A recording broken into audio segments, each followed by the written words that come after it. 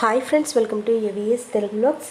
మన యొక్క ఏపీ రాష్ట్ర వ్యాప్తంగా ఉన్నటువంటి ప్రజలకు కొత్త పెన్షన్లకు సంబంధించి మన యొక్క ఏపీ ప్రభుత్వం వారు లేటెస్ట్ అప్డేట్ అయితే విడుదల చేశారు. దీనికి సంబంధించిన పూర్తి సమాచారం నేను మీకు తెలియజేస్తాను. మన ఛానల్ని మొదటిసారి చూస్తున్నట్లయితే సబ్స్క్రైబ్ చేసుకోండి. గవర్నమెంట్ నుంచి వచ్చే ప్రతి చిన్న అప్డేట్ ఎప్పటికప్పుడు నేను మీకు తెలియజేస్తూ ఉంటాను. ఆంధ్రప్రదేశ్ ప్రభుత్వం రాష్ట్ర వ్యాప్తంగా ఎన్టీఆర్ భరోసా పథకం కింద స్పౌజ్ పెన్షన్ కేటగిరీలో మంజూరు చేయనుంది. ఈ నెల 12న కొత్తగా 71,380 స్పౌజ్ పెన్షన్లు అందజేయనుంది. కూటమి ప్రభుత్వం ఏర్పడి జూన్ 12 నాటికి ఏడాది పూర్తవుతున్న సందర్భంగా వీటిని పంపిణీ చేయనున్నారు. దీనికోసం 29.60 కోట్ల రూపాయలు విడుదల చేశారు. గ్రామ వార్డు సచివాలయ సిబ్బంది లబ్ధిదారుల ఇంటికి వెళ్లి డబ్బులు ఇస్తారు. భర్త చనిపోతే భార్యకు పింఛన్ అందించే స్పౌజ్ కేటగిరీ పెన్షన్ ప్రభుత్వం ప్రవేశపెట్టింది. గత ఏడాది నవంబర్ 1 నుంచి ఈ పథకం అమల్లోకి వచ్చింది. మే నెలకు సంబంధించిన 4,000 రూపాయల పింఛన్ను జూన్ 12న లేదా 13న ఈ యొక్క పంపిణీ చేస్తామని ఎన్టీఆర్ పింఛన్ పథకం కింద సామాజిక భద్రతా భాగంలో స్పౌజ్ పథకాన్ని తీసుకువచ్చింది. పింఛన్ తీసుకుంటున్న భర్త, ఎవరైతే వృద్ధాప్య పెన్షన్ తీసుకుంటున్న భర్త మరణించి ఉంటారో ఆ యొక్క భార్యకు వెంటనే పింఛన్ వచ్చేలా ఏర్పాట్లు చేశారు. ఈ స్పౌజ్ పెన్షన్ విధానం గత ఏడాది నవంబర్ 1 నుంచి అమలు చేశారు. ఈ మేరకు ప్రభుత్వం 2023 డిసెంబర్ 1 నుంచి 2024 అక్టోబర్ 31 మధ్య స్పౌజ్ పెన్షన్ల కోసం దరఖాస్తు స్వీకరించారు. మొత్తం 71,380 మంది అర్హులని గుర్తించారు. వీరందరికీ జూన్ 12న లేదా జూన్ 13వ తారీఖున పంపిణీ చేస్తారు. ఇవాళ పెన్షన్ల మొత్తాలు గ్రామ వార్డు సచివాలయ ఖాతాల్లో జమ కానున్నాయి. గురువారం లబ్ధిదారులకు ఈ డబ్బుల్ని పంపిణీ చేస్తారు. సో 71,380 మంది ఒక్కొక్కరికి కలిపి 4,000 రూపాయల చొప్పున మంజూరు చేయబోతున్నారు. ఎన్టీఆర్ భరోసా పథకం కింద స్పౌజ్ కేటగిరీలో పెన్షన్లు పొందేందుకు అర్హులైన వారికి దరఖాస్తులు స్వీకరించారు. ఈ మేరకు గ్రామ మరియు వార్డు సచివాలయాల్లో పింఛన్ తీసుకుంటూ చనిపోయిన భర్త, లబ్ధిదారుడి వివరాలు, మరణ ధృవీకరణ పత్రం, జీవిత భాగస్వామి యొక్క వివరాలు ఆన్లైన్ చేసుకోవాలి.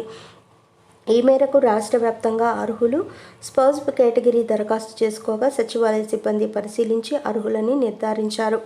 అయితే గ్రామ వార్డు సచివాలయాల్లో సంక్షేమ సహాయకులు ఆన్లైన్లో వివరాలు నమోదు చేశారు.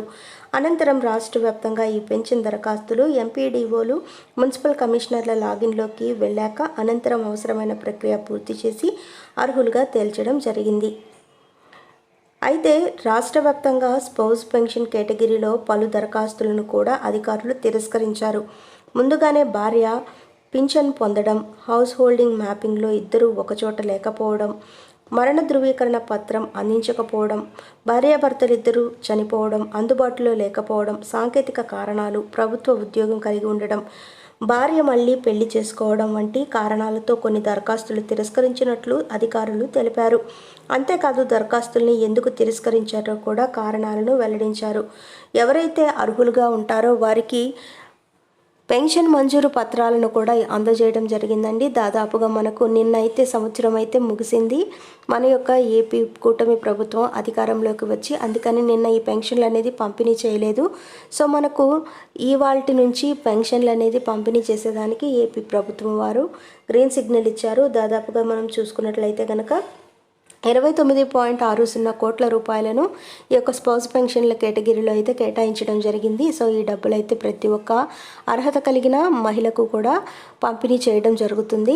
అలాగే కొత్త పెన్షన్లకు సంబంధించి మనకు జూన్ నెలలో విడుదల చేసే అవకాశం అయితే ఎక్కువగా కనిపిస్తుంది. ఎందుకంటే జూన్ 19వ తారీఖున మనకు క్యాబినెట్ సమావేశం నిర్వహించబోతున్నారు. ఈ క్యాబినెట్ సమావేశంలో కొత్త పెన్షన్లకు సంబంధించి వృద్ధాప్య పెన్షన్లు, వితంతు పెన్షన్లు, ఒంటరి మహిళా పెన్షన్లు, ఫిజికలీ హ్యాండిక్యాప్డ్ పెన్షన్లు ఇవన్నీ కూడా దరఖాస్తులు స్వీకరించబడుతున్నట్లుగా తెలుస్తుంది. సో ఈ యొక్క జరుగుతున్నటువంటి క్యాబినెట్ సమావేశంలో కొత్త పెన్షన్లకు సంబంధించిన గ్రీన్ సిగ్నల్ ఇవ్వబోతున్నట్లుగా అధికార వర్గాలు వెల్లడిస్తున్నాయి.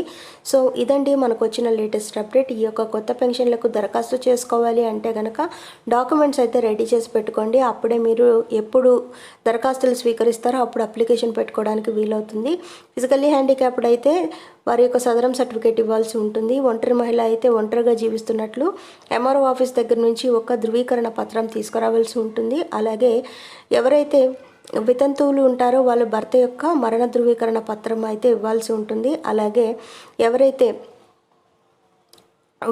వృద్ధులు ఉంటారో వాళ్ళు ఆధార్ కార్డు అయితే ఇవ్వాల్సి ఉంటుంది. ఈ విధంగా అయితే మన యొక్క ఏపీ రాష్ట్ర వ్యాప్తంగా కొత్త పెన్షన్లకు ఇవ్వాల్సి ఉంటుంది. సో మీరు డాక్యుమెంట్స్ రెడీ చేసి పెట్టుకోండి. అప్పుడే మీకు ఎప్పుడు దరఖాస్తులు స్వీకరిస్తే అప్పుడు అప్లికేషన్ పెట్టుకోవడానికి వీలైతే ఉంటుంది.